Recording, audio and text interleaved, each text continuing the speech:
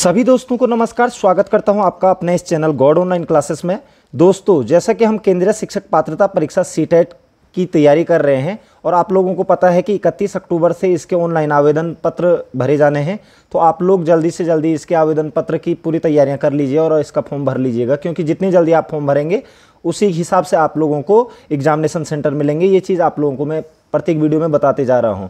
तो हम आप लोगों के सामने दोस्तों में सामाजिक अध्ययन का जो शिक्षण शास्त्र है, इसके अंतर्गत विभिन्न प्रकार की वीडियो आप लोगों के सामने लेकर के आ रहा हूं और इंपॉर्टेंट क्वेश्चनों का संकलन आप लोगों के सामने लेके आता हूं। और ये मेरी लगभग 10वीं वीडियो है। आज मेरी 10वीं वीडियो है। इससे पहले 9 वीडियोज़ में बना चुका हूँ। अगर आपने इससे पूर्व वो वीडियोज़ नहीं देखी हैं दोस्तों, तो आप इस वीडियो के डिस्क्रिप्शन में भी उसका लिंक देख सकते हैं या फिर आप मेरे चैनल पेज पे जा सकते हैं।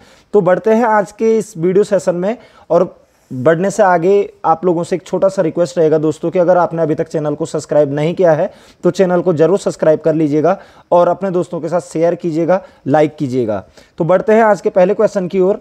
पहला क्वेश्चन जैसा कि हम देख पा रहे हैं दोस्तों, और यहाँ पर है कि सामाजिक अध्ययन में विषयों का अध्ययन किस प्रकार किया जाता है चाहिए, मतलब सामाजिक अध्ययन में विषयों का अध्ययन किस प्रकार किया जाना चाहिए। तो ऑप्शन आ रहा है एकीकृत रूप से, मिश्रित रूप से, अलग अलग रूप से, या इनमें से कोई नहीं। तो याद रखिएगा दोस्तों, जो सामाजिक अध्ययन होता है इसके अंतर्गत हम विभिन्न प्रकार के 4 विषयों को मुख्य रूप से उच्च प्राथमिक स्तर पर देखते हैं, जैसे कि इतिहास, भूगोल और राजनीति शास्त्र और अर्थशास्त्र।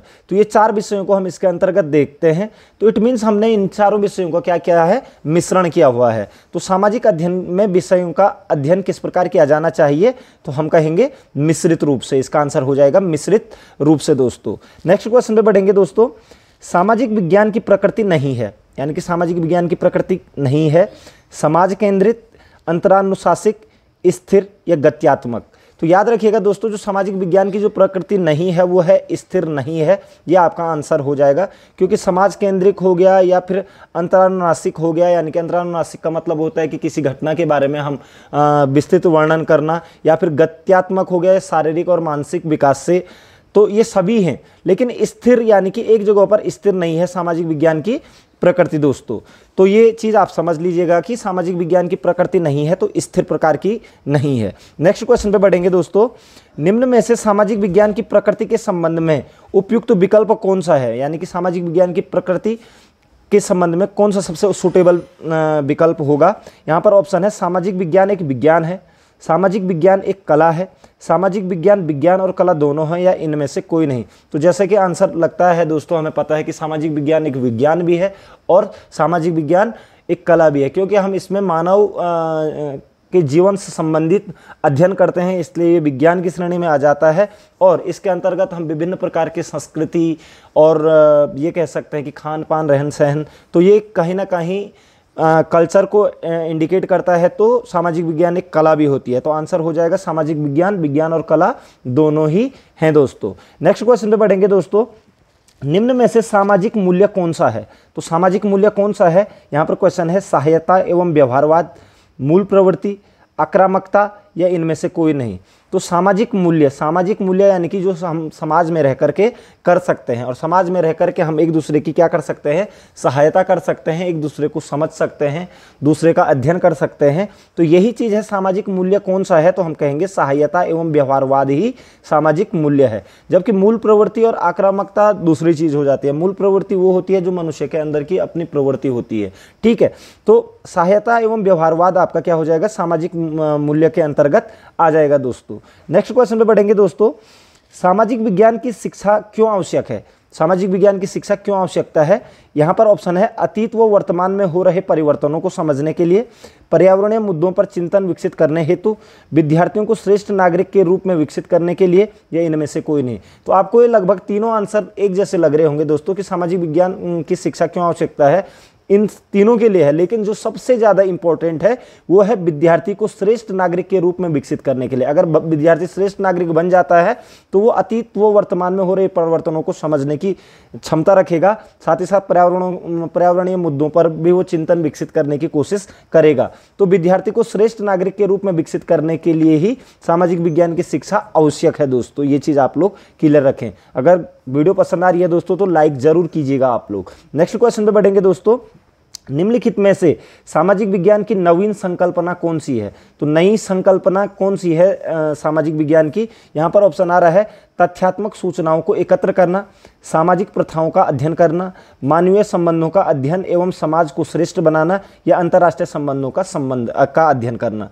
तो यहाँ पर देखिए दोस्तों, सारे लगभग सेम अच्छे लग रहे हैं और पॉजिटिव भी लग रहे हैं, लेकिन अगर मानवीय संबंधों का अध्ययन एवं समाज को श्रेष्ठ बनाने की अगर बात आ जाएगी तो ये सबसे ज़्यादा अप्रोप्रिएट आंसर लग रहा है दोस्तों। तो मानवीय संबंधों का अध्ययन एवं समाज को श्रेष्ठ बनाना ही सामाजिक विज्ञान की क्या है? नवीन संकल्पना है दोस्तों। ये चीज़ आप लोग अपने दिमाग में रख लेंगे।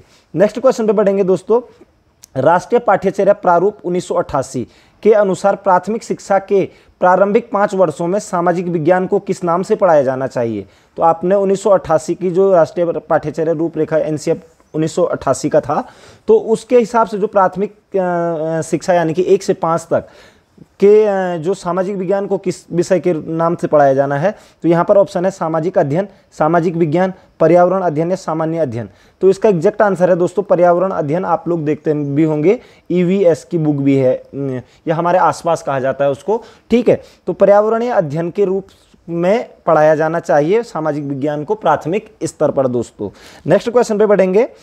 एनसीईआरटी 2005 में सामाजिक अध्ययन शिक्षण के प्रमुख लक्ष्यों में से एक है। तो 2005 का एनसीईआरटी का जो सामाजिक अध्ययन शिक्षण के लिए प्रमुख लक्ष्य कौन सा है? यहाँ पर है पठन एवं अध्ययन कौशल का विकास करना, संपूर्ण व्यक्तित्व का विकास करना, प्रमुख राष्ट्रीय चिंताओं जैसे लैंगिक न्याय, मानव अधिकार और वंचित वर्ग समूह इत्यादि के प्रति संवेदनशीलता विकसित करना, या इनमें से कोई नहीं। तो आपको पता होना चाहिए दोस्तों, ये सभी हैं लगभग। पठन एवं अध्ययन कौशल का विकास करना, संपूर्ण व्यक्तित्व का विकास करना भी है, लेकिन जो प्रमुख राष्ट्रीय चिंताओं जैसे लैंगिक न्याय, मानव अधिकार और वंचित वर्ग समूह इत्यादि के प्रति बच्चों को संवेदनशीलता उनके अंदर विकसित करना, ये एक मुख्य लक्ष्य में से एक लक्ष्य है दोस्तों एनसीईआरटी 2005 का, ठीक है। तो लैंगिक न्याय, मानव अधिकार और वंचित वर्ग समूह इत्यादि के प्रति संवेदनशीलता एनसीईआरटी 2005 का सामाजिक अध्ययन शिक्षण के प्रमुख लक्ष्यों में से एक है दोस्तों। नेक्स्ट क्वेश्चन पे बढ़ेंगे। एनसीईआरटी 2005 के अनुसार सामाजिक विज्ञान के विषय नागरिक शास्त्र के स्थान पर डैश विषय को पढ़ाया जाना चाहिए। तो नागरिक शास्त्र को अब नहीं पढ़ाया जाता है, इसकी जगह पर कोई दूसरा सब्जेक्ट पढ़ाया जा रहा है। तो कौन सा विषय पढ़ाया जाना चाहिए? एनसीईआरटी 2005 ने क्या कहा था? यहाँ पर ऑप्शन है इतिहास, मानव विज्ञान, राजनीतिक विज्ञान या समाज विज्ञान, ठीक है। तो इसका एग्जैक्ट आंसर है दोस्तों राजनीति विज्ञान। आपको पता है इतिहास, भूगोल, राजनीति विज्ञान और अर्थशास्त्र, ये 4 चीजें पढ़ाई जाती हैं सामाजिक विज्ञान के अंतर्गत वर्तमान में दोस्तों, ठीक है। नेक्स्ट क्वेश्चन पे बढ़ेंगे। एनसीईआरटी 2005 के अनुसार उच्च प्राथमिक स्तर पर सामाजिक विज्ञान में होने चाहिए। तो उच्च प्राथमिक स्तर में कौन कौन से विषय होने चाहिए? तो यहाँ पर ऑप्शन है इतिहास, भूगोल, अर्थशास्त्र, राजनीतिक शास्त्र, ठीक है। तो यही है दोस्तों, उच्च प्राथमिक स्तर पर इतिहास, भूगोल, अर्थशास्त्र और राजनीतिक शास्त्र पढ़ाए जाने चाहिए एनसीईआरटी 2005 के अनुसार। और अगर यहाँ पर उच्च प्राथमिक की जगह दोस्तों अगर माध्यमिक स्तर कहता है, तो माध्यमिक स्तर में ये 4 तो होते ही हैं, साथ ही साथ इसके साथ दोस्तों आपका समाज शास्त्र आ जाता है और मानव विज्ञान आ जाता है दोस्तों। तो ये चीज़ें भी इसके अंतर्गत, अगर यहाँ पर उच्च प्राथमिक स्तर की जगह माध्यमिक स्तर पर सामाजिक विज्ञान में कौन कौन से विषय होने चाहिए, तो आपका कहेंगे इतिहास, भूगोल, अर्थशास्त्र, समाजशास्त्र, राजनीति शास्त्र और मानव विज्ञान, ठीक है। 6 विषय आ जाते हैं इसके अंतर्गत, क्योंकि आपको पता है समाजशास्त्र को भी सामाजिक विषय के अंतर्गत रखा गया है। 1911 में कमेटी ऑफ ट्रेन के अंतर्गत रखा गया था। ये क्वेश्चन मैं पिछली वीडियो में डिस्कस कर चुका हूं दोस्तों आप लोगों के सामने। तो उच्च प्राथमिक स्तर पर 4 ही विषय हैं, इतिहास, भूगोल, अर्थशास्त्र, राजनीतिक शास्त्र, याद रखेंगे दोस्तों, ठीक है। नेक्स्ट क्वेश्चन पे चलेंगे। सामाजिक अध्ययन विषय का विद्यालय पाठ्यक्रम में महत्व है क्योंकि यह अन्य विषयों के अध्ययन में सहायक है, सामाजिक प्रथाओं के संरक्षण में सहायक है, यह श्रेष्ठ एवं उत्कृष्ट मानव समाज की रचना में सहायक है, या इनमें से कोई नहीं। तो याद रखिएगा दोस्तों, ये अन्य विषयों के अध्ययन में भी सहायक होता है और सामाजिक प्रथाओं के संरक्षण में भी सहायक है, लेकिन यह एक श्रेष्ठ एवं उत्कृष्ट मानव समाज की रचना करने में सहायक होता है दोस्तों, क्योंकि इसमें मानव का अध्ययन किया जाता है, उसके रीति रिवाज, उसके कल्चर का अध्ययन किया जाता है। इसलिए यह श्रेष्ठ एवं उत्कृष्ट मानव समाज की रचना में क्या है? सहायक है सामाजिक अध्ययन, इसलिए विद्यालय पाठ्यक्रम में इसका अत्यधिक महत्व है दोस्तों। नेक्स्ट क्वेश्चन पे बढ़ेंगे दोस्तों। सामाजिक विज्ञान की कक्षा में अवधारणाओं को स्पष्ट करते समय जब एक शिक्षक व्यक्तिगत अनुभवों का प्रयोग करता है, यानी कि अपने खुद के अनुभवों का प्रयोग करता है, तो वह पाठ को भागीदारी यानी कि दिलचस्प बनाने वाला बनाता है, शिक्षार्थियों की ऊर्जा का सरलीकरण करता है, उनकी स्थानीय वास्तविकता को वैश्विक संदर्भों के साथ जोड़ने की योग्यता को बढ़ावा देता है, या शिक्षार्थियों में भाषिक और सांस्कृतिक विविधता का ध्यान करता है। तो याद रखिएगा दोस्तों, सामाजिक विज्ञान की कक्षा में अवधारणाओं की को स्पष्ट किया जा रहा है, और किसके द्वारा किया जा रहा है? खुद के अनुभवों के द्वारा किया जा रहा है। तो इसका मतलब ये किया जा रहा है अवधारणाएं कहीं की भी हो सकती हैं, ठीक है, और खुद के अनुभव हमारे उस क्षेत्र विशेष के होंगे, ठीक है। तो यानी कि उनकी स्थानीय वास्तविकता को वैश्विक संदर्भ के साथ जोड़ने की योग्यता को बढ़ावा देने वाली जैसी बात हो रही है यहाँ पर शिक्षक के द्वारा दोस्तों। तो याद रखेंगे कि सामाजिक विज्ञान की कक्षा में अगर अवधारणाओं को स्पष्ट करते समय जब शिक्षक व्यक्तिगत अनुभवों का प्रयोग करता है तो वो क्या कर रहा है? बच्चों की स्थानीय वास्तविकता को वैश्विक संदर्भ के साथ जोड़ने की योग्यता को बढ़ावा देता है दोस्तों, ठीक है। और बहुत अच्छा ये माना जाता है दोस्तों शिक्षण में, सामाजिक विज्ञान के शिक्षण में, कि व्यक्तिगत संदर्भों का भी क्या दें, व्यक्तिगत अनुभवों का भी प्रयोग हम करें। नेक्स्ट क्वेश्चन पे चलेंगे। पाठ्यचर्या में वे समस्त अनुभव निहित हैं जो विद्यालय द्वारा शिक्षा के उद्देश्यों की प्राप्ति के लिए उपयोग में लाए जाते हैं। एक बार फिर से देख लीजिएगा कि पाठ्यचर्या में समस्त अनुभव निहित हैं जो विद्यालय द्वारा शिक्षा के उद्देश्यों की प्राप्ति के लिए उपयोग में लाए जाते हैं। यह कथन किसका है? कथन से रिलेटेड आ जाता है। तो यहाँ पर ऑप्शन है Munro, Crow and Crow, T P Nunn या कैसवेल ने।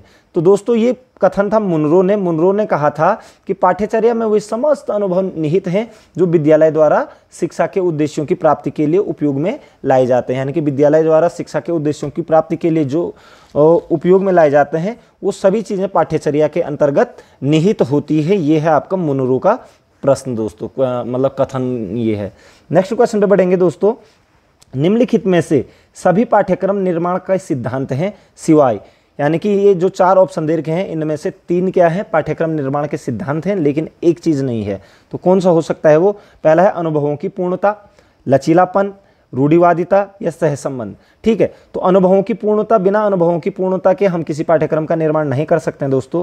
लचीलापन लाना इसलिए है क्योंकि लचीलापन का मतलब ये होता है कि उसमें सुधार करने की गुंजाइश हो सके, तो सुधार की गुंजाइश भी रखी जाती है पाठ्यक्रम में, ठीक है। रूढ़िवादिता एक गलत चीज़ है दोस्तों। रूढ़िवादिता किसी व्यक्ति स्थान से जुड़ी हुई कुछ बातें होती हैं, उनका कोई महत्व नहीं होता है पाठ्यक्रम निर्माण से। और सहसंबंध यानी कि एक विषय का दूसरे विषय के साथ मिलान करना या जोड़ना, ये सहसंबंध कहलाता है। तो पाठ्यक्रम निर्माण के सिद्धांत में रूढ़िवादिता को क्या नहीं है? स्थान नहीं दिया गया है दोस्तों, ठीक है। नेक्स्ट क्वेश्चन पे बढ़ेंगे दोस्तों। सूचना को छोटे छोटे भागों में बांटकर अंश तथा पूर्ण में संबंध स्थापित करने की योग्यता है, ठीक है। एक सूचना है, उसको छोटे छोटे भागों में बांट करके हम उसका अध्ययन करा रहे हैं बच्चों को, तो हम क्या कर रहे हैं? विश्लेषण करना, स्मरण करना, बोध करना या प्रयोग करना। तो जब याद रखिएगा दोस्तों, जब कोई सूचना होती है और उसको जब हम छोटे छोटे खंडों में तोड़ करके फिर से उसी सूचना को प्राप्त कर लेते हैं, तो इसका मतलब हमने जब छोटे छोटे खंडों में उसको तोड़ा तो इसका मतलब हमने उसका विश्लेषण किया दोस्तों, ठीक है। उसका क्या किया हमने? विश्लेषण। सूचना को छोटे छोटे खंडों में बांट करके उसके आंसर तक पहुंचना, वो विश्लेषण करना होता है। और छोटे छोटे टुकड़ों यानी कि उदाहरणों की सहायता से, ठीक है, एक सूचना तैयार करना, वो आपका संश्लेषण कहलाता है दोस्तों। तो याद रखेंगे संश्लेषण में क्या होता है? संश्लेषण में क्या होता है कि विभिन्न उदाहरणों को साथ में लेकर के एक नियम बनाया जाता है, जबकि विश्लेषण में क्या होता है कि नियम को उदाहरणों के द्वारा समझाया जाता है। इस तरीके से समझ लीजिए। तो छोटे छोटे भागों में बांटना यानी कि उदाहरणों में बांटना विश्लेषण करना कहलाता है दोस्तों, ठीक है। नेक्स्ट क्वेश्चन पे बढ़ेंगे दोस्तों। भारत में संसद में कोरम की संख्या कितनी है? यानी कि संसद चलने के लिए कम से कम कोरम क्या होना चाहिए? संसद की कुल सदस्य संख्या का आधा, संसद की कुल सदस्य संख्या का 1/3, संसद की कुल सदस्य संख्या का 2/3 या संसद की कुल सदस्य संख्या का 1/10वां भाग। तो बिल्कुल 1/10वां भाग होता है दोस्तों, ठीक है, कि संसद में जितने भी सदस्य हैं अगर उसका 1/10वां भाग अगर वहाँ प्रेजेंट है तो संसद की कार्रवाई शुरू कर दी जाती है दोस्तों, ठीक है। तो 1/10वां भाग कोरम के लिए कम से कम चाहिए होता है। नेक्स्ट क्वेश्चन पे बढ़ेंगे दोस्तों। लाला लाजपत राय के संदर्भ में असत्य कथन है, ठीक है। तो लाला लाजपत राय का नाम आपने सुना होगा, पंजाब केसरी भी नहीं कहा जाता है। तो लाला लाजपत राय के संदर्भ में असत्य कथन है, ये राजनीति में उग्र थे, बिल्कुल सही है। इन्होंने लाहौर में दयानंद एंग्लो वैदिक कॉलेज खोला था, ये भी बिल्कुल सही है दोस्तों। इन्होंने ब्रिटेन में होम रूल लीग की स्थापना की थी। ब्रिटेन में कोई होम रूल लीग की स्थापना नहीं की थी दोस्तों इन्होंने। और इन्होंने 1920 में अखिल भारतीय ट्रेड यूनियन कांग्रेस की स्थापना की थी। यस, की थी, ये बम्बई में की थी। तो इन्होंने ब्रिटेन में होम रूल लीग की स्थापना की थी, ये बिल्कुल गलत है और आपका यहाँ पर ये आंसर बन जाएगा दोस्तों, क्योंकि लाला लाजपत राय के संदर्भ में असत्य कथन आपको चुनना था। नेक्स्ट क्वेश्चन पे बढ़ेंगे दोस्तों। 1916 के लखनऊ समझौते का संबंध किससे है? ठीक है, तो 16 का जो समझौता, लखनऊ समझौता हुआ था, यहाँ पर ऑप्शन है बिपिन चंद्र पाल, बाल गंगाधर तिलक, चंद्रशेखर आज़ाद या महात्मा गांधी। तो आपको पता है दोस्तों 1916 में कांग्रेस और मुस्लिम लीग एक साथ हो गए थे, साथ ही साथ गरम दल और नरम दल भी एक साथ आ गए थे, और इसमें जो महत्वपूर्ण भूमिका निभाई थी वो निभाई थी बाल गंगाधर तिलक ने, याद रखेंगे आप लोग। तो 1916 के लखनऊ समझौते का संबंध किससे है? बाल गंगाधर तिलक से है दोस्तों। ठीक है, नेक्स्ट क्वेश्चन पे बढ़ेंगे दोस्तों। वह शासक जिसने एक सच्चे जैन मुनि की तरह उपवास के द्वारा शरीर त्याग दिया था। जैन मुनि क्या करते हैं कि उपवास के द्वारा ही अपने शरीर का त्याग करते हैं दोस्तों। तो वह शासक कौन था जिसने जैन मुनि की तरह उपवास करके अपने शरीर का त्याग कर दिया था? ऑप्शन है बिंदुसार, अशोक, चंद्रगुप्त मौर्य, अन्य। तो आपको पता होना चाहिए दोस्तों, चंद्रगुप्त मौर्य ने अंतिम समय में श्रवणबेलगोला, ठीक है, ये कर्नाटक में पड़ता है, वहाँ पर जा करके उपवास ले लिया था और जैन धर्म भी स्वीकार कर लिया था और उपवास के द्वारा अपने शरीर का त्याग किया था दोस्तों। तो चंद्रगुप्त मौर्य थे वो। ठीक है, नेक्स्ट क्वेश्चन पे बढ़ेंगे दोस्तों। विधवा पुनर्विवाह कानून कब बना? तो विधवा पुनर्विवाह कानून जो है दोस्तों अंग्रेजों के टाइम से बना हुआ है। यहाँ पर ऑप्शन है 1853 में, 1856 में, 1863 में, 1865 में। तो याद रखेंगे दोस्तों, विधवा पुनर्विवाह कानून जो बना था वो बना था 1856 ईस्वी में, और इसका जो ड्राफ्ट तैयार किया था दोस्तों डलहौजी ने किया था। लेकिन जो पारित किया गया, ये विधवा पुनर्विवाह कानून जो पारित किया गया था या लागू किया गया था वो कैनिंग के द्वारा किया गया था, कैनिंग। ठीक है, जो कि भारत का पहला क्या वायसराय भी बनेगा दोस्तों। ठीक है, तो विधवा पुनर्विवाह कानून आपका 1856 ईस्वी का है, जो कि कैनिंग की टाइम में पारित किया गया था दोस्तों। और एक चीज़ इसमें ईश्वरचंद्र विद्यासागर ने बहुत बड़ा योगदान किया था। ठीक है, नेक्स्ट क्वेश्चन पे चलेंगे दोस्तों। किसके शासनकाल में प्रथम चीनी यात्री भारत आया था? आपको पता है चीनी यात्री फाहियान दोस्तों पहला चीनी यात्री था। ठीक है, और ये किसके शासनकाल में भारत में आया था? यहाँ पर ऑप्शन है समुद्रगुप्त के, चंद्रगुप्त प्रथम के, हर्षवर्धन के या चंद्रगुप्त द्वितीय के। तो याद रखेंगे दोस्तों, ये चंद्रगुप्त विक्रमादित्य के टाइम पे भारत आया था, और जो चंद्रगुप्त विक्रमादित्य हैं वो चंद्रगुप्त द्वितीय थे। याद रखेंगे, चंद्रगुप्त द्वितीय के टाइम पर ही भारत आया था। क्वेश्चन कई बार पूछ लिया जाता है, क्योंकि चंद्रगुप्त प्रथम और चंद्रगुप्त द्वितीय दोनों ही ऑप्शन में मिलेंगे आप लोगों को। तो चंद्रगुप्त द्वितीय को ही चंद्रगुप्त विक्रमादित्य कहा जाता है, और इन्हीं के टाइम पर क्या आप कह सकते हैं कि प्रथम चीनी यात्री फाहियान भारत आया था। जबकि हर्षवर्धन के टाइम पर ह्वेनसांग आया था, क्योंकि ऐसे याद रख सकते हैं, हो से हर्षवर्धन और हो से ह्वेनसांग। ठीक है, लेकिन फाहियान आपका चंद्रगुप्त विक्रमादित्य यानी कि चंद्रगुप्त द्वितीय के टाइम पर भारत आया था दोस्तों। नेक्स्ट क्वेश्चन पे बढ़ेंगे दोस्तों। निम्नलिखित मुगल शासकों में से किसे प्रिंस ऑफ बिल्डर के नाम से पुकारा जाता है? तो प्रिंस ऑफ बिल्डर, ठीक है, बिल्डर का मतलब जो मकाने बनाने, ठीक है, शहजादा यानी कि मकानों का शहजादा, या फिर ये कह सकते हैं। तो प्रिंस ऑफ बिल्डर्स जो बड़े बड़े स्मारक, या ये कह सकते हैं कि जो मतलब जो हवेलियां होती हैं उस तरीके के बनाने में प्रख्यात थे। तो प्रिंस ऑफ बिल्डर के नाम से किस मुगल शासक को जाना जाता है? तो यहाँ पर ऑप्शन है अकबर, बाबर, शाहजहां या जहांगीर। तो प्रिंस ऑफ बिल्डर्स के नाम से जाना जाता है शाहजहां। ठीक है, क्योंकि ताजमहल, उसके बाद लाल किला, ये बहुत सारी स्थापत्य कला सबसे ज़्यादा चरम पे थी शाहजहां के टाइम पे। ठीक है, तो स्थापत्य कला को स्थापित करने वाला शाहजहां था, इसलिए इसको प्रिंस ऑफ बिल्डर्स के नाम से भी जाना जाता है दोस्तों। नेक्स्ट क्वेश्चन पे बढ़ेंगे दोस्तों। सम्राट अकबर ने निम्नलिखित में से किस महल का निर्माण फतेहपुर सीकरी में करवाया था? आपको पता है 1771 ईस्वी में फतेहपुर सीकरी शहर बसाया गया था। ठीक है, तो फतेहपुर सीकरी में कौन सा महल बनाया था उसने? मोती महल, हीरा महल, पंच महल या रंग महल? तो याद रखेंगे दोस्तों, पंच महल का निर्माण किया गया था फतेहपुर सीकरी में। ठीक है, 1671 में। ठीक है, याद रखेंगे आप लोग, 1600 भी नहीं है, 1500 है दोस्तों। 1571 ईस्वी में बनाया था फतेहपुर सीकरी। ठीक है, नेक्स्ट क्वेश्चन पे चलेंगे। त्रिपिटक धार्मिक ग्रंथ हैं। त्रिपिटक धार्मिक ग्रंथ किसके हैं? जैनों के, हिंदुओं के, मुसलमानों के या बौद्धों के। बहुत बार पूछा जाता है दोस्तों ये क्वेश्चन भी, और कई बार कंफ्यूज करते हैं हम लोग जैन और बौद्ध में। याद रखिएगा त्रिपिटक जो धार्मिक ग्रंथ हैं वो बौद्धों के हैं, और इसमें बौद्ध धर्म की शिक्षाएं, भगवान बुद्ध की विभिन्न प्रकार की कहानियाँ, उनके द्वारा दिए गए उपदेशों का वर्णन है त्रिपिटक धार्मिक ग्रंथों में। ठीक है, तो बौद्ध धर्म से संबंधित हैं त्रिपिटक धार्मिक ग्रंथ। नेक्स्ट क्वेश्चन पे बढ़ेंगे दोस्तों, प्लासी का युद्ध कब लड़ा गया था? तो प्लासी का युद्ध कब लड़ा गया था? यहाँ पर ऑप्शन है 23 जून 1857 को, 26 जून 1756 को, 23 जून 1759 को, या 27 जून 1757 को। तो याद रखेंगे दोस्तों 23 जून 1757, 23 जून 1757 को प्लासी का युद्ध लड़ा गया था। ठीक है, और सिराजुद्दौला और क्लाइव के बीच में ये युद्ध हुआ था। सिराजुद्दौला और क्लाइव के बीच में ये युद्ध हुआ था 23 जून 1757 को, प्लासी का युद्ध दोस्तों। याद रखेंगे, इंपॉर्टेंट क्वेश्चन है ये भी। ठीक है, नेक्स्ट क्वेश्चन पे बढ़ेंगे। अलीगढ़ मुस्लिम विश्वविद्यालय की स्थापना किसने की थी? अलीगढ़ मुस्लिम विश्वविद्यालय के संस्थापक कौन थे? तो यहाँ पर है मौलाना आज़ाद, सर सैयद अहमद, मोहम्मद अली जिन्ना या डॉक्टर जाकिर हुसैन। तो याद रखेंगे दोस्तों 1875 ईस्वी में इस विद्यालय की स्थापना की थी सर सैयद अहमद खान ने। ठीक है, सर सैयद अहमद ने अलीगढ़ मुस्लिम विश्वविद्यालय की स्थापना की थी दोस्तों 1875 ईस्वी में। याद रखेंगे। नेक्स्ट क्वेश्चन पे बढ़ेंगे दोस्तों, प्रथम विश्व युद्ध के दौरान भारत में लोकप्रिय होने वाला आंदोलन था। तो प्रथम विश्व युद्ध के दौरान जो भारत में लोकप्रिय आंदोलन था वो कौन था? अलगाववादी आंदोलन, स्वदेशी एवं बहिष्कार आंदोलन, होम रूल आंदोलन, या इनमें से कोई नहीं। तो दोस्तों प्रथम विश्व युद्ध आपको पता है 1914 से शुरू हुआ और 1919 तक चला।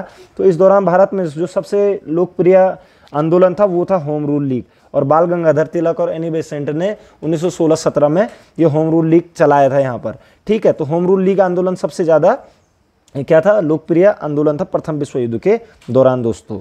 नेक्स्ट क्वेश्चन पे बढ़ेंगे दोस्तों, वैदिक गणित का महत्वपूर्ण अंग है। वैदिक गणित का नाम सुना होगा आपने, और वैदिक गणित का महत्वपूर्ण अंग यानी कि वैदिक गणित सबसे ज़्यादा कहाँ से ली गई है? तो उपनिषद से, अथर्ववेद से, या सुलभ सूत्र से, या शतपथ ब्राह्मण से। तो याद रखिएगा दोस्तों सुलभ सूत्र से वैदिक गणित ली गई है, या फिर वैदिक गणित का जो महत्वपूर्ण अंग है वो सुलभ सूत्र है। इसमें ही वैदिक गणित के विभिन्न खंडों का वर्णन किया गया है दोस्तों। ठीक है, नेक्स्ट क्वेश्चन पे बढ़ेंगे दोस्तों, भारतीय संगीत का आदि ग्रंथ किसे कहा जाता है? तो भारतीय संगीत का आदि ग्रंथ ये कहें या फिर जनक कहें, तो यहाँ पर ऑप्शन है सामवेद, ऋग्वेद, अथर्ववेद या यजुर्वेद। तो भारतीय संगीत का जनक या आदि ग्रंथ कहा जाता है सामवेद को। ठीक है, और सामवेद का जो उपवेद है दोस्तों वो गंधर्ववेद है, गंधर्ववेद। ठीक है, तो कई बार पूछ लिया जाता है इसका उपवेद भी। तो भारतीय संगीत का जनक सामवेद को कहा जाता है दोस्तों। नेक्स्ट क्वेश्चन पे बढ़ेंगे, कृष्ण भक्ति का प्रथम और प्रधान ग्रंथ कौन सा है? बहुत इंपॉर्टेंट है ये भी। कृष्ण भक्ति का प्रथम और प्रधान ग्रंथ कौन सा है? गीत गोविंद, महाभारत, श्रीमद् भागवत गीता, इनमें से कोई नहीं। तो कृष्ण भक्ति का जो प्रथम और प्रधान ग्रंथ है दोस्तों वो है श्रीमद् भागवत गीता। ठीक है, इसमें अर्जुन और कृष्ण के बीच की जो भक्ति है और उनके उपदेशों की बात की गई है, और कृष्ण द्वैपायन वेद व्यास ने श्रीमद् भागवत गीता लिखी है दोस्तों। ये चीज़ आप लोगों को पता होगा। तो आई होप दोस्तों आप लोगों को वीडियो ज़रूर पसंद आई होगी। 10 वीडियो आज कंप्लीट हो चुकी है, 9 वीडियो आप लोग डिस्क्रिप्शन में देख सकते हैं दोस्तों। तो आशा करता हूं कि आप लोग अच्छे से तैयारी कर रहे होंगे। अगर कोई प्रॉब्लम होती है दोस्तों तो आप मुझे कमेंट सेक्शन में ज़रूर बताइएगा। आपका समय शुभ हो। मिलते हैं नेक्स्ट वीडियो में, तब तक जय हिंद।